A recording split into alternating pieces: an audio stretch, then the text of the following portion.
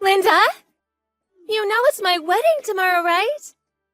I heard that you were working today. Just what are you thinking? Are you even preparing for tomorrow?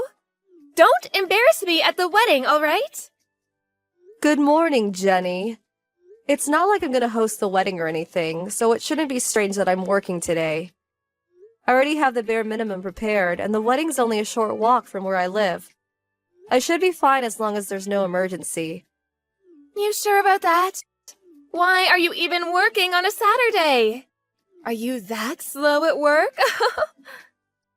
I always go to work on Saturdays. Huh? Salons in this area are closed on Tuesdays. You go to one at least once a month, right? You should know this. The salon I run also has days off on Tuesdays. That's why I'm working today. You are a hairstyler, Linda. Yes. And you run a salon? Yeah, didn't I tell you? Oh, I see. The customer is going to come soon, so bye. Hey, why are you not here? Linda? The wedding's about to start. I asked you to take care of the reception, right? I had a friend who came early to do it instead since you weren't here. You need to make sure your wedding gift is a hefty sum to make up for this, all right? Huh? We just got news that you were in an accident and were brought to the hospital. You just ruined my wedding. I noticed that my brother wasn't here as well, and apparently he went to the hospital to check in on you. You don't want to come to my wedding that much, huh? Can you not do anything that will stand out on my special day? I won't just let you cancel on me, obviously. It's fine if you're late. Just get here with my brother as soon as they're done with you over there. Hey! You're still not here. The feast is about to start. My brother's there as well, right? You're making a mess of my wedding. If you don't come, pay me $30,000 for your wedding gift, all right? Oh, $30,000? Oh, finally you replied. If you're going to pay $30,000, then it's fine if you don't come. There's no taking it back, all right? Pay me the money. The wedding was stopped midway because of you. My fiancé is even threatening to break off the engagement. What are you going to do about this? If you feel even a tiny bit guilty, then pay me $30,000. Jenny, will you stop texting Linda? Oh, Thomas! Why didn't you come to the wedding? I know you were worried about your wife, but couldn't you have returned to the wedding after checking in on her for a little bit? You were probably stopped by Linda, right? But you have to be tough and refuse at times like that. It was your adorable sister's special day after all. This was probably one of the reasons the wedding was canceled. Linda only thinks about herself. Jenny, didn't you hear from Mom what happened to Linda? Huh? Didn't you hear she got in an accident with? I think she did say something, but I was too shocked the wedding was canceled to have heard. And I'm currently locking myself into my room to show that I don't want the engagement to be broken off. My happiness and my future are on the line right now. Who cares about all that? We can think about it after I get married.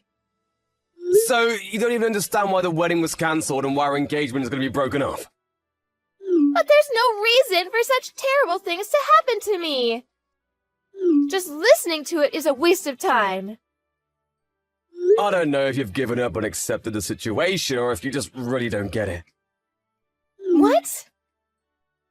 The reason our wedding was cancelled and your engagement is about to be broken off is because the driver who bumped into Linda is a guy you're cheating on your fiancé with! Huh? Apparently he heard about your wedding just this morning and drove straight to the wedding venue. He was in a hurry and ignored the traffic lights, which is when he ran into Linda crossing the street. What? Apparently that's the explanation he gave. Seriously? Linda's... The accident happened right after I went home because I forgot something and returned to the wedding. Thankfully she'll live, but she had to be hospitalized since the injury was pretty serious. It was that bad? But she replied to my text about the $30,000. That was me. Huh? Her phone didn't break in the accident. I decided to hold on to it for her, but your messages were so annoying that I replied just to shut you up. What's your problem? So, you're going to pay the $30,000 for her? $30,000? Who said I would be paying?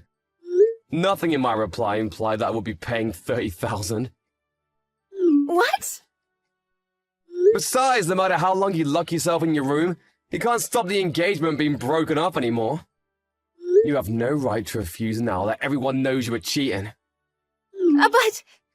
Also, I have no idea how the wedding being ruined is Linda's fault. She's a victim here, not you. Why? Because if you hadn't cheated, then this guy wouldn't have rushed to the wedding and hit Linda with his car. I'll be at the hospital taking care of Linda for the time being. So I didn't have time to take part in this mess you've made. Thomas? Don't text me. Why? I don't want to talk to you. Don't come to my house either. I don't want to see your face. Linda! You're better now, right? Why don't you reply to my texts? If you can't just read them, all right? Lend me $50,000 as soon as possible. There's an ATM at that hospital, right? I'll tell you my bank account, so just deposit it there. Oh, and don't tell Thomas, okay? He won't approve if he finds out. Hey, Jenny!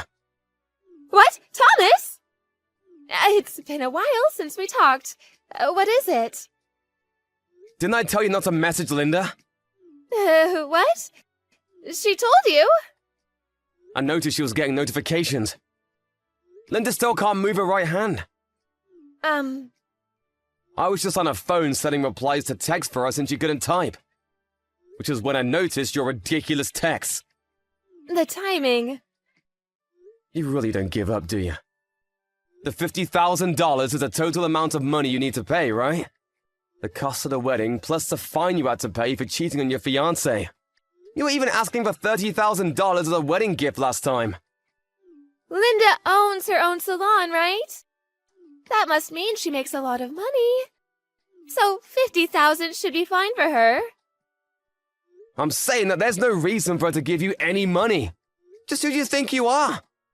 But who do you think is to blame for my engagement being broken off? You, who cheated even though you're about to get married. Who else is to blame? If Linda didn't get into an accident that day... She only got into an accident because you cheated, remember? Stop trying to put the blame on others and act as if you did nothing wrong. Then you pay me $50,000. What? Isn't it the older brother's job to help out his younger sister? I said, stop acting as if you did nothing wrong.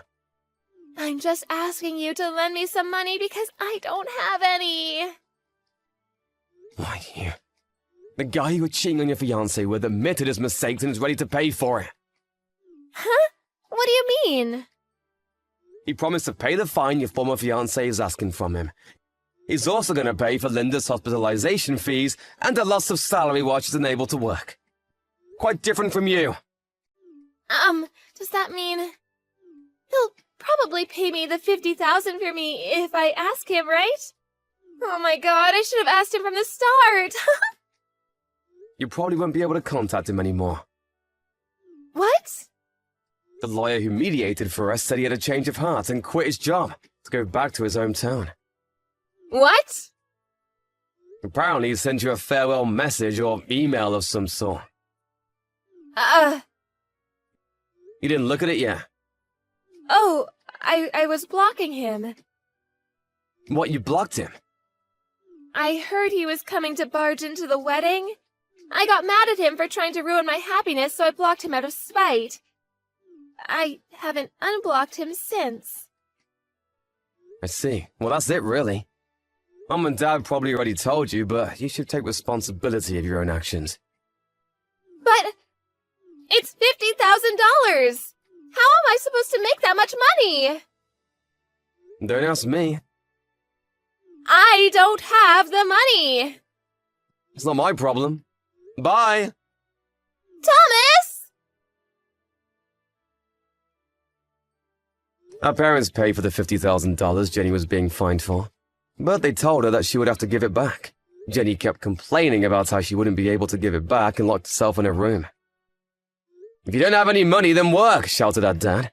He didn't tolerate Jenny's nonsense and got her a job at a nearby factory.